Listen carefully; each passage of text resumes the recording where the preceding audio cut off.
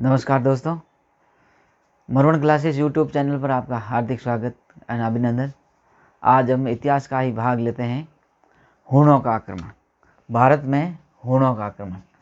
तो हूण वंश के बारे में अपन अध्ययन करते हैं। हूण कहाँ के थे, कब आए थे और कहाँ पर अपना आधिपत्य स्थापित किया था, यानी कि शासन स्थापित किया। तो हूण वंश के बारे में अपन अध्ययन करते हैं। हूण ये भारत है, अपना मानचित्र में बनाता हूँ।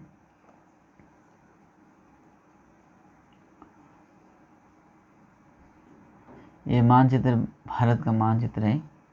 इस भारत के मानचित्र के बाहर इधर अपना उस समय पाकिस्तान था, जो भारत के अंदर ही था। इधर अफगानिस्तान से आगे ये ईरान, और इधर इराक, उज्बेकिस्तान, ये वाला क्षेत्र। तो ये ईरान को प्राचीन काल में क्या बोला जाता था? पर्थिया। क्या बोला जाता था? पर्थिया। पर्थिया और पर्थिया के आसपास वाला क्षेत्र, यानी कि ये मध्य एशिया। ये मध्य एशिया में एक आदिवासी जैसी एक जाति रहती थी, यानी कि एक खंजर जाति थी, बर्बर जाति थी, खाना बदोश। यानी कि हूण क्या थे? खाना बदहोश और एक बर्बर, यानी कि ये राक्षस जैसे थे। दिखने में कैसे थे? राक्षस जैसे थे, यानी खाना बदहोश, बर्बर और राक्षस जैसे दैत्य लगते थे। यानी कि कैसे लगते थे? दैत्यों की तरह, राक्षस की तरह थे, लंबे छोड़े और काले हटे कटे। तो ये एक खाना बदहोश, बर्बर और राक्षस यानी कि दैत्य जाति थे। ये कहाँ रहते थे? मूल इनका निवास स्थान मध्य एशिया था, यानी कि ईरान के आसपास, पर्थिया के आसपास वाले क्षेत्र में ये निवास करते थे। हूणों का पहला आक्रमण अपने को इतिहासकार है कोसमोस। इतिहासकार कौन है? कोसमोस। इतिहासकार कौन है? कोसमोस ने अपनी एक पुस्तक लिखी थी, क्रिश्चियन टोपोग्राफी। क्रिश्चियन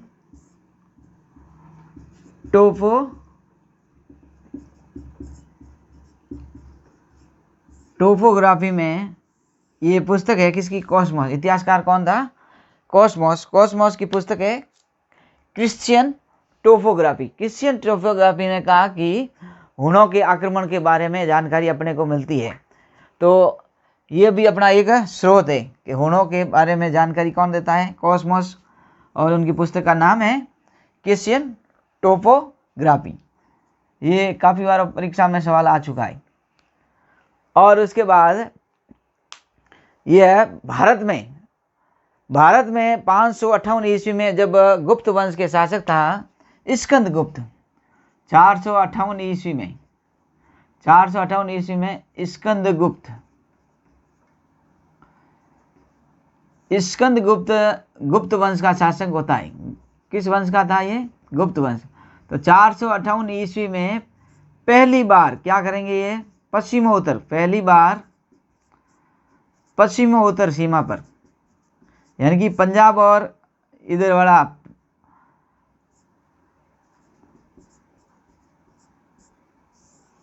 पंजाब वाले क्षेत्र में, यानी कि पश्चिमोत्तर सीमा पर ये क्या करेंगे? 458 ईस्वी में आक्रमण करेंगे।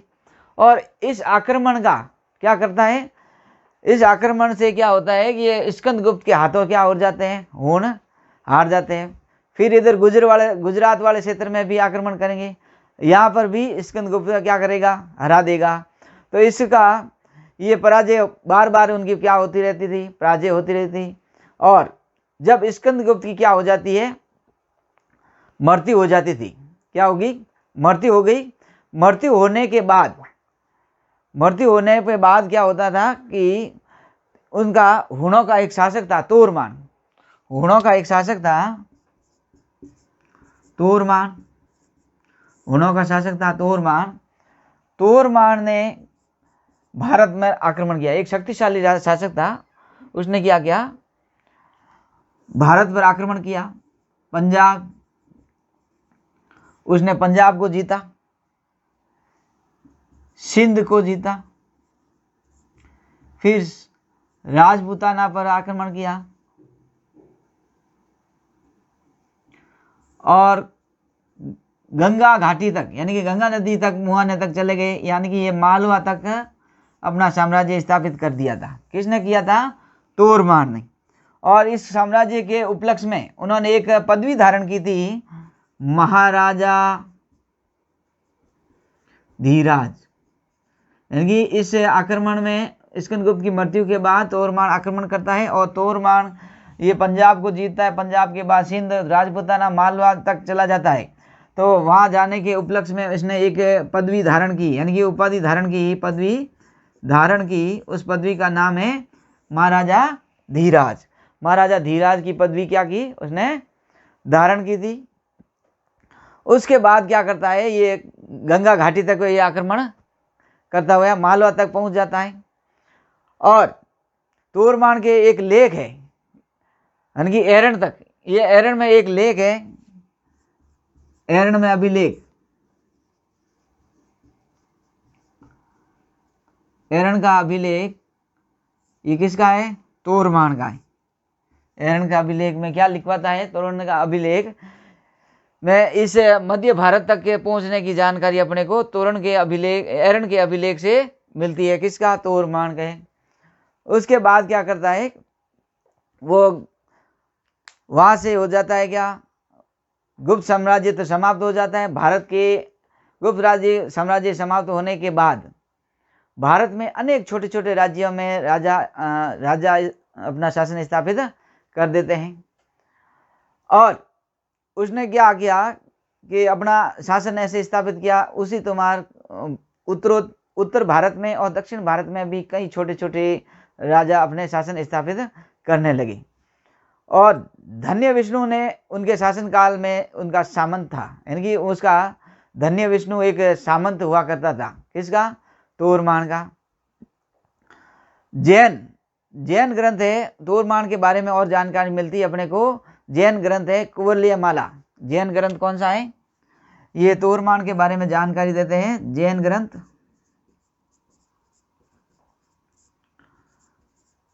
कुवलयमाला, ये जैन ग्रंथ है कुवलयमाला।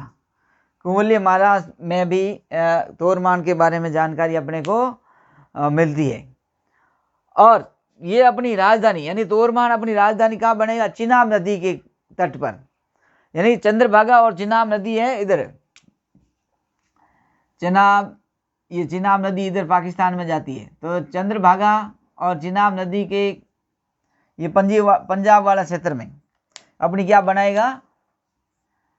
राजधानी बनाएगा। क्या बनाएगा? राजधानी। चंद्रभागा चिनाब नदी के किनारे ये क्या बनाएगा? राजधानी। कौन बनाएगा राजधानी? तोरमान। तोरमान अपनी राजधानी बनेगा चंद्रभागा और चिनाब नदी के किनारे।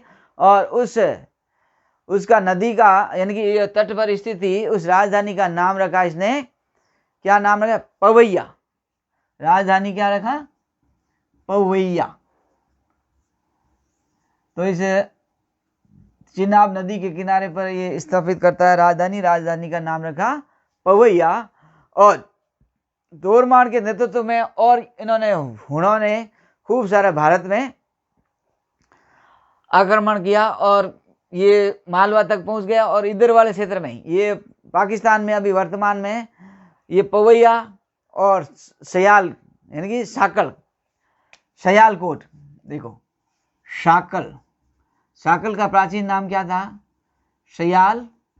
वर्तमान में सयालकोट, और सयालकोट का प्राचीन नाम क्या था? शाकल।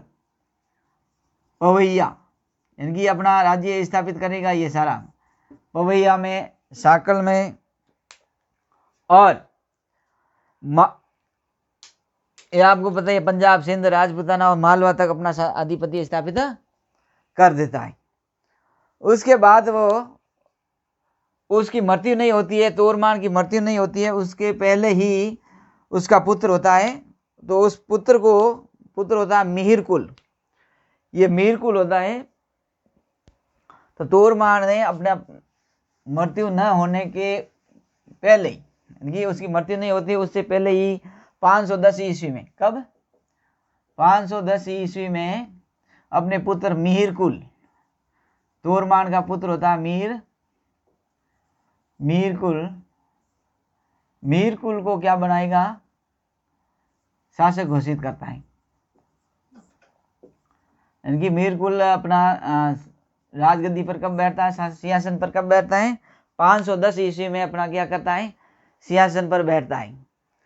और जब सिंहासन पर बैठता है तो एक ये बड़ा क्या होता है, बौद्ध धर्म, यानी कि बौद्ध धर्म के प्रति इनकी घृणा थी, बौद्ध धर्म के प्रति क्या थी, घृणा थी। और भिक्षुओं को, जैसे ही वो भिक्षुओं को देखता उनको मार देता था, भिक्षुओं को क्या देता था, मार देता था।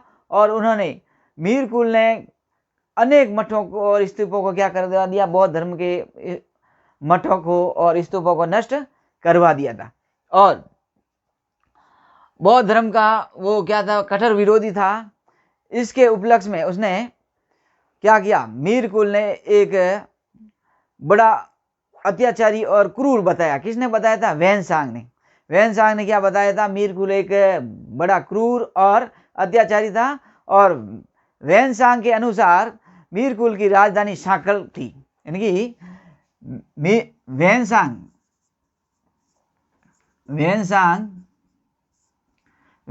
के अनुसार मिहिरकुल की राजधानी शाकल थी। कहां पर थी, शाकल थी। शाकल वर्तमान में कहाँ है, किसको बोला जाता है, सयालकोट को। क्या बोला गया, सयालकोट। और सयालकोट वर्तमान में पाकिस्तान में, सयालकोट वर्तमान में कहाँ है, पाकिस्तान में स्थित है। तो मिहिरकुल का राजधानी कौन बताता है, वैनसांग। और वैनसांग के अनुसार उसकी राजधानी थी शाकल, और शाकल वर्तमान में सयालकोट के नाम से जानी जाती है, जो वर्तमान में पाकिस्तान में स्थित है। और ग्वालियर लेक, एक ग्वालियर में लेख लिखते हैं, ये मिहिरकुल का एक ग्वालियर लेख है, उसमें मिहिरकुल को क्या बोला, पृथ्वी का स्वामी बोला गया। यानी कि ग्वालियर लेख के अनुसार मिहिरकुल को क्या बोला गया है, पृथ्वी का स्वामी और एक महान पराक्रमी है। क्या है, पृथ्वी का स्वामी और महान पराक्रमी के नाम से जाना जाता है। फिर क्या करेगा, मालवा का ही शासक होता है यशोधर्मा। ये इधर मालवा पड़ता है, और मालवा का ही शासक होता है यशोधर्मा। मालवा का शासक होता है यशोधर्मा। और यशोधर्मा के हाथों क्या हो जाएगा, ये पराजय हो जाता है 530 ईस्वी में। कब हो जाएगा, 530 ईस्वी में क्या हो जाएगा, पराजय हो जाएगा। किसके हाथों, यशोधर्मा के। यशोधर्मा या यशोधर्मन एक ही नाम है, यशोधर्मा या यशोधर्मन। तो ये 530 ईस्वी में ये क्या करेगा, यशोधर्मा मिहिरकुल को हरा देगा और मिहिरकुल को वहां से क्या करेगा, भगा देगा। इनके मालवा वगैरह राजपूताना वाले क्षेत्र से ये क्या करेगा, भगा देगा। और मिहिरकुल कहाँ चला जाएगा, ये भाग कर दौड़ते हुए या कहाँ चले जाएगा, कश्मीर में चला जाएगा। ये कहाँ है, ये कश्मीर वाले क्षेत्र में ये चला जाता है। मिहिरकुल इधर से भागता है और यशोधर्मा के हाथों हारने के बाद ये कहाँ चला जाएगा, कश्मीर में चला जाता है। और यह जैसे ही यह कश्मीर से जाता है तो अपने इधर वाला क्षेत्र में, मध्य भारत वाले क्षेत्र से यह क्या हो जाता है, हुण अपना वंश समाप्त हो जाता है और कश्मीर वाले क्षेत्र में अपनी शक्ति इकट्ठी कर देते हैं। मध्य भारत में इसकी शक्ति क्या हो जाती है, समाप्त हो जाती है। और फिर क्या होता है कि ये मिहिरकुल होता है शैव मत अनुयायी होता है, यानी कि शिव जी का बड़ा भक्त होता है। इसके कारण वह बौद्ध भिक्षुओं को तो मौत के घाट उतारता है, बौद्ध धर्म वाले लोगों को क्या करता है, शत्रु मानता था। और कश्मीर का ऊपर लिखने पुस्तक लिखी थी कलण। कलण के अनुसार, यानी कि कलण के अनुसार कलण महोदय बताते हैं कि ये कश्मीर भाग गया था, वहां पर उसने क्या क्या काम किया था। तो कलण ने बताया है कि श्रीनगर में उसने क्या बनाया, एक शिव जी का मंदिर बनवाया। श्रीनगर में क्या बनाया, शिव जी का मंदिर, श्रीनगर में शिव जी का मंदिर बनाया। और जब ये किसने बनाया था, मीरकुल ने बनाया था। ये कौन बताते हैं, कलण, कवि कलण महोदय बताते हैं कि इसने श्रीनगर में क्या बनाया था, एक शिव जी का मंदिर बनाया था।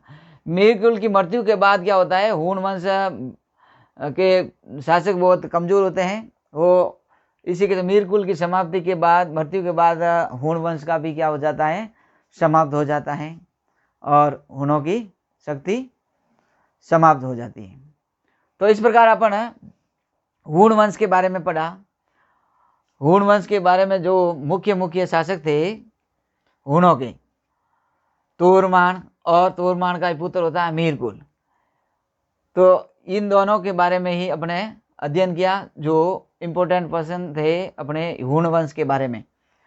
तो ये मानचित्र की सहायता से पढ़ोगे तो आपको आसानी से याद हो जाएगा, ये कहाँ से आए थे, कहाँ कहाँ अपना अधिपति स्थापित किया और वह अंत में कहाँ पर गए थे। तो बच्चों, ये आप मानचित्र की सहायता से पढ़ोगे तो आपको आसानी से दिमाग में फिट हो जाएगा।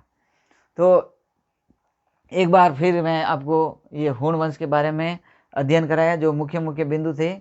हमारा वीडियो अच्छा लगे, यानी मरवन क्लासेस का वीडियो अच्छा लगे तो सब्सक्राइब करें, शेयर करें और लाइक करें, और कुछ आपको लगे वहाँ पर आप कमेंट भी करें, जिससे कि हमको भी अच्छा लगे कि भाई हमारी कहाँ कहाँ कमी रह जाती है, तो ये कमेंट भी करें।